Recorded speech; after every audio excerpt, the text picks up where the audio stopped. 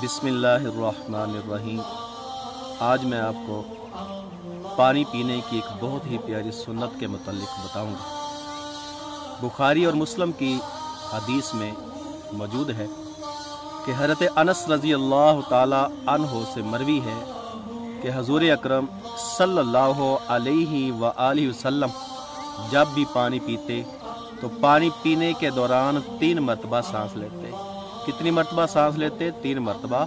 आप अलैहिस्सलाम जब भी पानी पीते तो 3 मरतबा सांस लेते, यानी बर्तन के बाहर सांस लेते, बर्तन को मुंह से हटाकर सांस लेते और एक ही सांस में पानी का पूरा गिलास पी जाना मना फरमाया।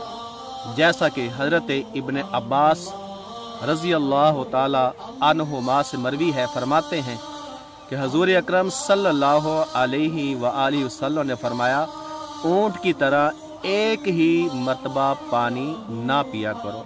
फरमाया, ऊंट की तरह एक ही मर्तबा पानी ना पिया करो, बल्कि 2 या 3 मर्तबा पानी पिया करो। और जब पानी पी चुको, जब पानी पीने लगो तो बिस्मिल्लाहिर्रहमानिर्रहीम पढ़ा करो, और जब पानी पी चुको तो उसके बाद कहा करो अल्हम्दुलिल्लाह, अल्हम्दुलिल्लाह पढ़ा करो।